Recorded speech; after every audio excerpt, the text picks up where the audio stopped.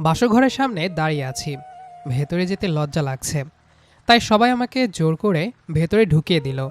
আমাকে দেখে আমার বউ আমার কাছে এসে সালাম করলো, আর আমি তাকে বুকে জড়িয়ে নিলাম। তারপর বিছানায় গিয়ে যখন বউয়ের ঘোমটাটা তুলতে যাব, তখনই আমার ওপর পানি অনুভব করলাম। আমি সাথে সাথে বউ বউ বলে চিৎকার করতে লাগলাম। চিৎকার করতে করতে কখন নিচে পড়ে গেছি খেয়াল নেই। চোখ খুলতেই অনুভব করলাম আমি বর্তমানে বাস্তব জগতে আছি। তার মানে এতক্ষণ স্বপ্ন দেখছিলাম। তবে আমার শরীর ভেজা কেন? সামনে তাকিয়ে দেখি আম্মু বালতি হাতে নিয়ে দাঁড়িয়ে আছেন। যেই কিছু কথা বলতে যাব তখনই খেয়াল করলাম আব্বুও পেছনে দাঁড়িয়ে আছেন। আব্বু আমার দিকে রাগি লুকে তাকিয়ে আছেন। আমি আবার আব্বুকে ভয় পাই, তাই সাথে সাথে উঠে গেলাম আর কাঁপা কাঁপা স্বরে আম্মুকে বললাম, কি হয়েছে আম্মু, তোমরা এখানে? আর পানি কেন দিয়েছ? মরার মতো ঘুমাচ্ছিলি, তাই পানি ঢালতে হয়েছে। আর যা অবস্থা দেখতেছি, তোকে তাড়াতাড়ি বিয়ে করাতে হবে। না না, আমি এখন বিয়ে করব না। হারামজাদা, কয়টা বাজে খেয়াল আছে? ভার্সিটিতে কে যাবে, তোর বাবা? তখনই আব্বু পেছন থেকে বললেন, আরে, এখানে আমার কথা এলে কোথা থেকে? তোমার ছেলে না, তাহলে তো তোমার কথাই আসবে। এমন হারামখোরের বাবা বলতেও আমার লজ্জা লাগে। তা কেন লাগবে? যেমন বাপ তেমনই তার ছেলে। দুজনে ঝগড়া দেখে আমি অবাক। এ তো আচ্ছা মুশকিল হয়ে গেল। আরে আরে, তোমরা থামো প্লিজ। এই দেখো আমি উঠে গিয়েছি। এই বাপ ছেলের পাল্লা থেকে যে কবে মুক্তি পাবো আল্লাহ জানে। বলেই আম্মু ঘ্যান ঘ্যান করতে করতে রুম থেকে বের হয়ে গেলেন। আব্বুও কম না, উনিও পেছন পেছন গিয়ে বকবক করতে লাগলেন। আমি উঠে ওয়াশরুমে চলে গেলাম ফ্রেশ হতে। ও, আপনাদের তো আমার পরিচয়টা দেওয়া হয়নি। আমি তুর্য, অনার্স ফাইনাল ইয়ারে পড়ি, বাবা মায়ের একমাত্র ছেলে। ফ্রেশ হয়ে রেডি হয়ে নিচে এলাম নাস্তা করার জন্য। তারপর নাস্তা শেষ করে বাইক নিয়ে সোজা চলে গেলাম ভার্সিটিতে। ভার্সিটিতে ঢুকে বাইকটা পার্কিং করলাম। তারপর আমার বেস্ট ফ্রেন্ড জিসানকে খুঁজতে লাগলাম। জিসানকে খুঁজতে খুঁজতে দেখতে পেলাম জিসান গাছতলায় ওর কাজিনের সাথে বসে আছে। কাজিন বললে ভুল হবে, ওর হবু বউ। আমি আর ওদের ডিস্টার্ব করলাম না, সোজা ক্লাসের দিকে চলে আসলাম। এসে আমার দখল করা জায়গায় বসলাম। কিছুক্ষণ পর জিসান এসে আমার পাশে বসলো।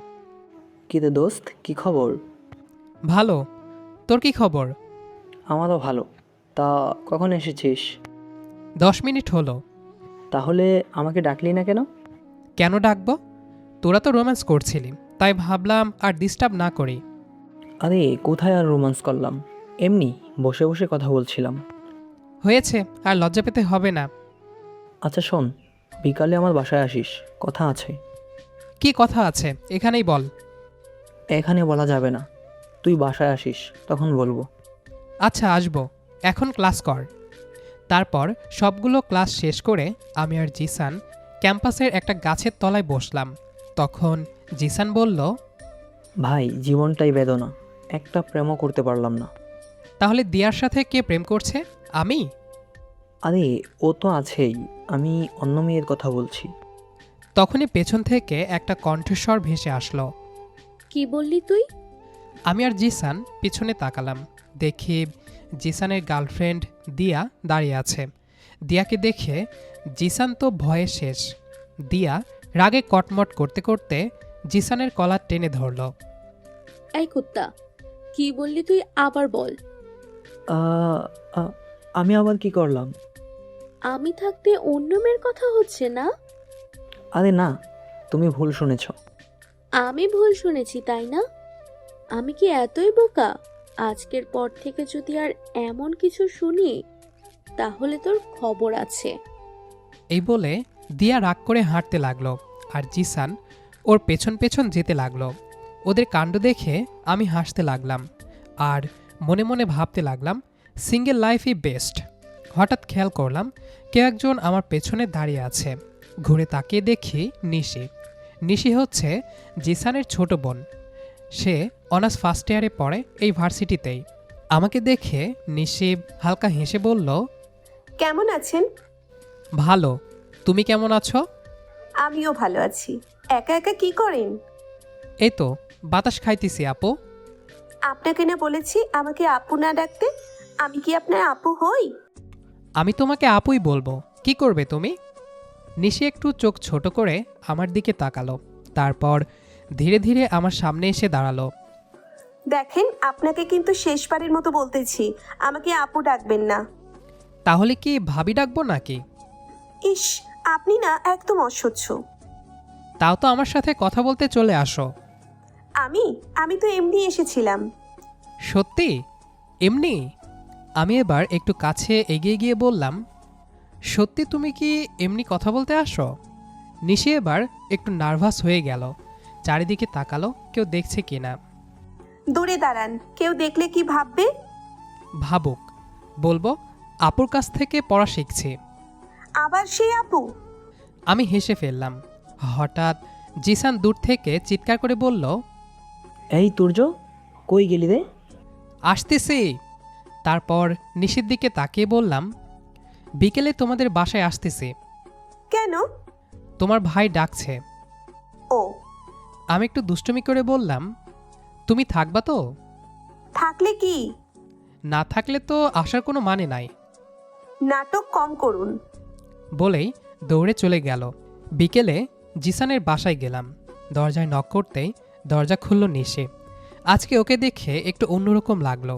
হালকা নীল ড্রেস, খোলা চুল, একদম শান্ত একটা লোক। আমি কিছুক্ষণ তাকেই রইলাম। কি হলো, ভেতরে আসবেন না? হ্যাঁ, আসতেছি।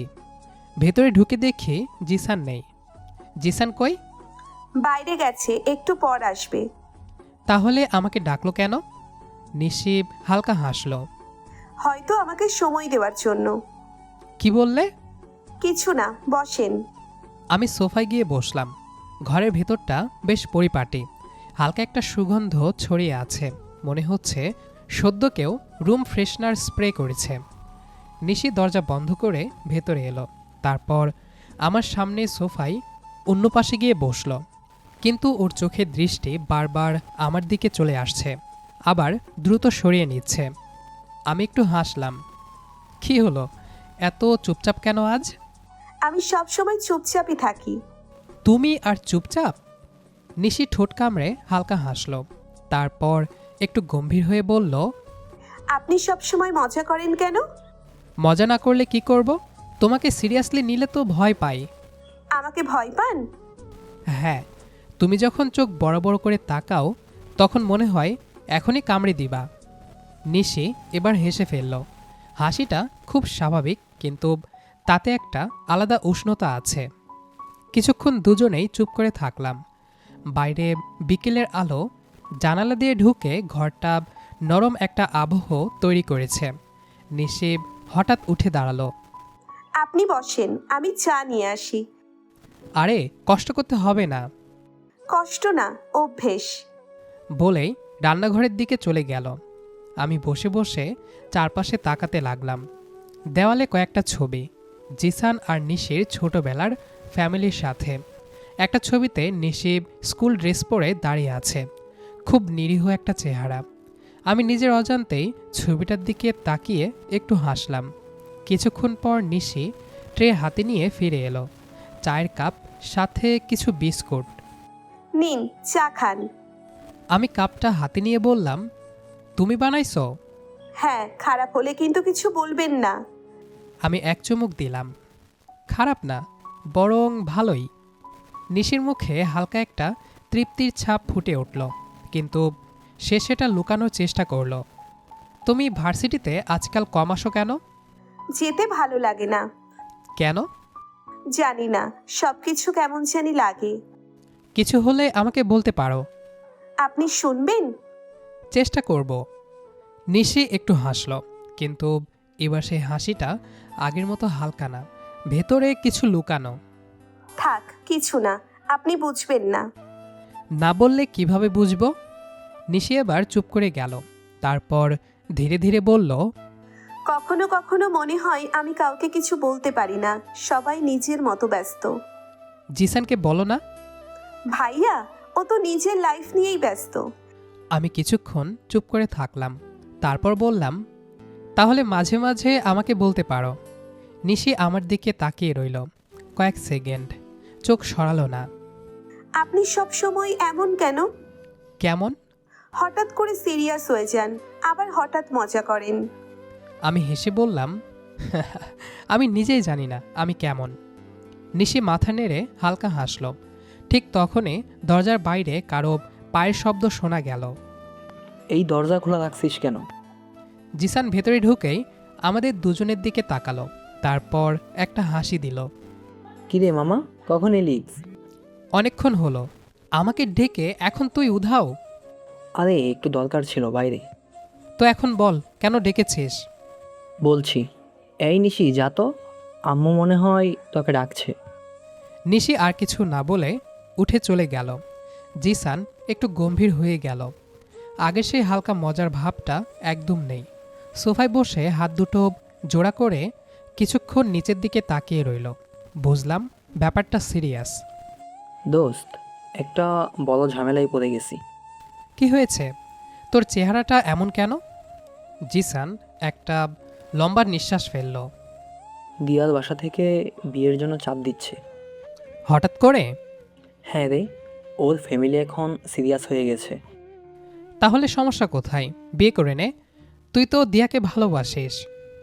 ভালোবাসি বলেই তো সমস্যা। বিয়ে মানে শুধু ভালোবাসা না দোস্ত, অনেক কিছু লাগে। আমি এখনও পড়াশোনা শেষ করিনি ঠিক মতো, একটা স্টেবল ইনকাম নাই। এই অবস্থায় বিয়ে করলে কি দিয়ে সংসার চালাবো? দিয়ার সাথে কথা বলেছিস? বলেছি, কিন্তু ও বলছে ওর হাতে নাই। ওর বাবা মা ডিসিশন নিয়ে ফেলেছে প্রায়। তুই কি বলছিস তখন? কি আর বলবো, ওকে কষ্ট দিতে পারি না, আবার নিজের অবস্থাও বুঝতে পারছি না ঠিক মতো। তাহলে তুই কি চাস? জিসান কিছুক্ষণ চুপ করে রইল, তারপর ধীরে বলল, আমি সময় চাই, অন্তত 1 থেকে 1.5 বছর। একটু দাঁড়াতে চাই নিজের পায়ে। তারপর বিয়ে করলে অন্তত নিজের কাছে লজ্জা থাকবে না। সেটা দিয়াকে বুঝিয়ে বল। বোঝাতে গেলেই তো কেঁদে ফেলে, বলে তুমি আমাকে ছেড়ে চলে যাবে না তো। তখন কি বলবো বল? মেয়েদের একটা ভয় থাকে, যদি ছেলে পরে বদলে যায়। আমি বদলাবো না দোস্ত, কিন্তু ওকে সেটা বিশ্বাস করানোই কষ্ট। তাহলে সরাসরি ওর বাসায় গিয়ে কথা বল। পাগল নাকি? এখন বললে কেউই মেনে নিবে না। মেনে নেবে না বলেই তো বলতে হবে। চুপ করে থাকলে তো আরও খারাপ হবে। দোস্ত, তুই বুঝতেছিস না, ওর ফ্যামিলি অনেক স্ট্রিক্ট। ওরা চাইলে এই মাসের মধ্যেই বিয়ে দিয়ে দিবে। তাহলে তুই কি করবি? বসে বসে দেখবি? জিসান চুপ হয়ে গেল। কয়েক সেকেন্ড পর নিচু গলায় বলল, আমি চাই না ওর সাথে এমন তাড়াহুড়া করে বিয়ে হোক, আবার এটাও চাই না ওকে হারাই। তাহলে মাঝে মাঝে একটা রাস্তা খুঁজতে হবে। কীরকম? বিয়ে এখনই না, কিন্তু পাকা কথা। জিসান একটু অবাক হয়ে আমার দিকে তাকালো। মানে? মানে তুই ওদের বাসায় গিয়ে ক্লিয়ারলি বলবি তুই দিয়াকে বিয়ে করতে চাস, সিরিয়াস, কিন্তু এখন না, কিছুটা সময় দরকার। এতে কাজ হবে? যদি ঠিকভাবে বলিস অবশ্যই হবে। কিন্তু যদি উল্টো রেগে যাই? আরে বাবা, আগে এত নেগেটিভ ভাবছিস কেন? আর শোন, তুই একা যাবি না। তাহলে কাকে নিয়ে যাব? তোর কোনো বড় কাউকে নিয়ে যাবি, যাকে ওরা রেসপেক্ট করবে। একজন বড় ভাইকে নিতে পারি, উনি একটু বোঝদার। এই তো, উনি থাকলে ব্যাপারটা সিরিয়াস মনে হবে। জিসান এবার একটু আশার আলো পেল। তারপর সোজা কথা, আমি আপনার মেয়েকে ভালোবাসি, বিয়ে করতে চাই, কিন্তু এখনই না, পড়াশোনা শেষ করে কিছু দাঁড়াতে চাই। জিসান ধীরে ধীরে মাথা নাড়ল। এতে যদি ওরা রাজি হয়ে যায়? তাহলে এঙ্গেজমেন্ট টাইপ কিছু করে রাখতে পারে, বা কমপক্ষে কথা পাকা। দোস্ত, কথা পাকা হলে অন্তত শান্তি পাবো। দিয়াও শান্তি পাবে। হ্যাঁ, ওর ভয়টাই তো বেশি। তাই আগে ওকে বোঝা। আজকেই কথা বলবো। কি বলবি? বলবো আমি তোকে হারাতে চাই না, তাই তাড়াহুড়া করতেও চাই না। আমি ঠিকভাবে সম্মান দিয়ে তোকে আমার জীবনে আনতে চাই। এই লাইনটা ঠিক আছে। জিসানও হেসে ফেলল। দোস্ত, তুই না থাকলে আমি কি করতাম জানি না। ডায়লগ কম মার, আগে কাজ কর। ঠিক আছে, কালকেই প্ল্যান করি। কি প্ল্যান? কালকে দিয়ার সাথে দেখা করব। তারপর 2-1 দিনের মধ্যে ওর বাসায় যাব বড় ভাইকে নিয়ে। এই তো ঠিক পথে আসছিস। জিসান এবার একটু রিল্যাক্স হয়ে সোফায় হেলান দিল। জানিস, একটু আগে পর্যন্ত মনে হচ্ছিল সব শেষ হয়ে যাবে। আর এখন এখন মনে হচ্ছে হয়তো ঠিক হয়ে যাবে। হবে, যদি তুই ঠিক থাকিস। যদি ঠিকঠাক হয় তাহলে কিন্তু তোকে প্রথমে জানাবো। জানাবি না, সরাসরি মিষ্টি খাওয়াবি। ঠিক আছে। আর বিয়েতে আমি ভিআইপি গেস্ট থাকব। আমরা দুজনেই হেসে উঠলাম, কিন্তু হাসির মাঝেও একটা নতুন শুরু লুকিয়েছিল, একটা সম্পর্ককে ঠিকভাবে গড়ে তোলার চেষ্টা। সেদিনের ওই কথাগুলোর পরেই আস্তে আস্তে সব কিছু বদলাতে শুরু করলো। কেটে গেল কিছুদিন। হঠাৎ একদিন জিসান আমাকে তার বাসায় ডাকলো, আমিও গেলাম। তারপর জিসান এসে হাসি মুখে বলতে লাগলো, দোস্ত, কথা পাকা হয়ে গেছে। সত্যি? হ্যাঁ, বিয়ে এখন না, কিন্তু কথা প্রায় পাকাপাকি হয়েছে। আমি ওর কাঁধে হাত রেখে বললাম, দেখলি, পালিয়ে না গিয়ে সামনে দাঁড়ালেই রাস্তা বের হয়। কিন্তু এখনো অনেক কিছু বাকি। থাকবেই, লাইফ তো আর সিনেমা না। আমরা দুজনেই হেসে উঠলাম। কিছুক্ষণ পরে আমি উঠে দাঁড়ালাম। আচ্ছা, আমি যাই। দরজার কাছে গিয়ে দেখি নিশি দাঁড়িয়ে আছে। মনে হয় আগেই এসে দাঁড়িয়েছে। আমাকে দেখে স্বাভাবিক ভঙ্গিতে বলল, চলে যাচ্ছেন? হুম। এত তাড়াতাড়ি? তাড়াতাড়ি না, অনেকক্ষণই তো ছিলাম। জিসান তখন পাশে দাঁড়িয়ে বলল, আরে থাক না আজকে, এমনিতেও অনেক রাত হয়েছে। না রে, বাসায় কাজ আছে। নিশি চুপচাপ দাঁড়িয়ে রইল। আমি হালকা করে বললাম, আচ্ছা আসি। নিশি মাথা নাড়ল। বাসায় ফেরার পথে বাইক চালাতে চালাতে হঠাৎ মনে হলো আজকে নিশি একটু অন্যরকম ছিল। এর পরের কয়েকদিন একদম নর্মাল কাটতে লাগলো। ভার্সিটি ক্লাস, অ্যাসাইনমেন্ট, মাঝে মাঝে জিসানের সাথে আড্ডা। নিশির সাথে দেখা হয়, কিন্তু খুব বেশি কথা হয় না। পরের দিন ভার্সিটিতে ক্লাস শেষ করে বের হচ্ছি, হঠাৎ পেছন থেকে এই যে শুনুন। আমি ঘুরে তাকালাম। বাসায় যাচ্ছেন? হ্যাঁ। একসাথে যাওয়া যায়? আমি একটু থামলাম। ভেতরে কোথাও যেন কনফ্লিক্ট, কিন্তু বাইরে থেকে স্বাভাবিক থাকলাম। কেন, জিসান কোথায়? কোথায় আবার, বউ নিয়ে ডেটে গেছে। আচ্ছা চলো। আমরা পাশাপাশি হাঁটতে লাগলাম। একটা কথা বলি, বলুন। আমরা একটু ডিস্টেন্স মেনটেন করি, ঠিক আছে? নিশি থেমে গেল। কেন? কারণ তুমি জিসানের বোন। নিশি কিছু বলল না, শুধু ধীরে মাথা নাড়ল। বুঝেছি। তারপর থেকে ও চুপ হয়ে গেল। সেদিনের পর থেকে নিশি আগের মতো আর কথা বলে না। দেখলে শুধু হালকা হাসে, কিন্তু এগিয়ে আসে না। আর আমারও কেমন যেন লাগে, কিন্তু আমি জানি এই দূরত্বটাই হয়তো ঠিক। কিছুদিন এভাবে কেটে গেল। একদিন বিকেলে হঠাৎ জিসানের ফোন। দোস্ত, কোথায় তুই? বাসায়। কি হয়েছে? তাড়াতাড়ি আমার বাসায় আয়, জরুরি। ওর গলায় এমন উত্তেজনা, আমি আর কিছু না ভেবেই বের হয়ে গেলাম। ওদের বাসায় ঢুকতে দেখি ঘরের পরিবেশ আলাদা, সবাই হাসি খুশি, একটা ব্যস্ততা, একটা আনন্দ। আমি ঢুকতেই জিসান দৌড়ে এসে আমাকে জড়িয়ে ধরল। দোস্ত, হয়ে গেছে। কি হয়ে গেছে? জিসান প্রায় চিৎকার করে বলল। বিয়ে ঠিক। আমি কয়েক সেকেন্ড ওর দিকে তাকিয়ে থাকলাম। সিরিয়াসলি? হ্যাঁ রে, আব্বা আম্মু গিয়ে দিয়ার বাসায় কথা বলছে, আর ওরা রাজি। এ তো দেখছি পুরোই সিনেমার কাহিনী। দোস্ত, আমি এখনো বিশ্বাস করতে পারতেছি না। আমি হালকা হেসে চুপ করে থাকলাম। ঠিক তখনই চোখ গেল নিশির দিকে। এক কোণায় দাঁড়িয়ে আছে। আমাদের চোখ একবারের জন্য মিলল। তারপর ও নিজেই চোখ সরিয়ে নিল। এরপর শুরু হলো বিয়ের প্রস্তুতি। প্রায় প্রতিদিনই এখন জিসানের বাসায় যেতে হচ্ছে। সব কিছু জিসান আমার সাথে বসে প্ল্যানিং করে। নিশির সাথে দেখা হয়, কিন্তু কথাবার্তা সীমিত। তবুও মাঝে মাঝে চোখে চোখ পড়ে, আর অদ্ভুত একটা অনুভূতি হয়। অবশেষে চলে এলো সেই দিন, জিসানের বিয়ে। পুরো বাসা আলো, শব্দ, মানুষের ভিড়ে ভরে গেছে। আমি সকাল থেকেই ব্যস্ত।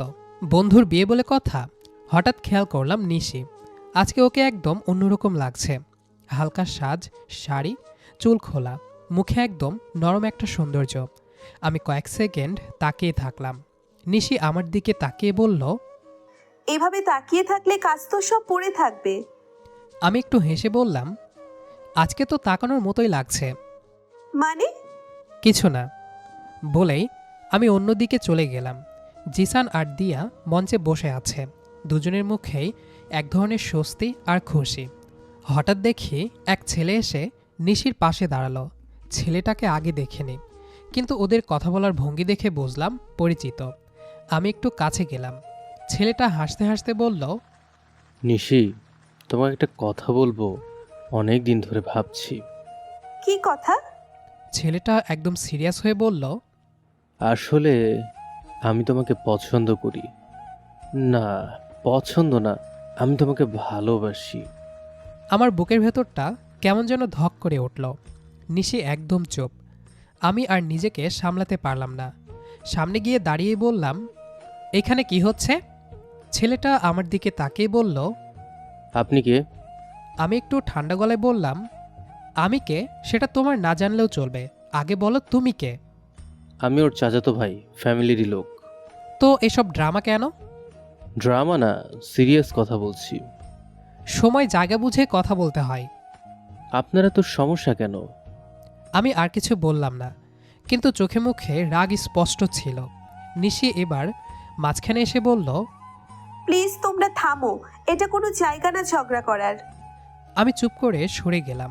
ছেলেটাও চলে গেল। সারা অনুষ্ঠানটা এরপর কেমন যেন লাগছিল। বাইরে হাসি, ভেতরে অদ্ভুত অশান্তি। জিসান দূর থেকে সব কিছু দেখছিল, কিন্তু কিছু বলল না। সব অনুষ্ঠান শেষ। রাত অনেক হয়েছে। অতিথিরা চলে গেছে। বাসায় এখন শুধু কাছের মানুষ।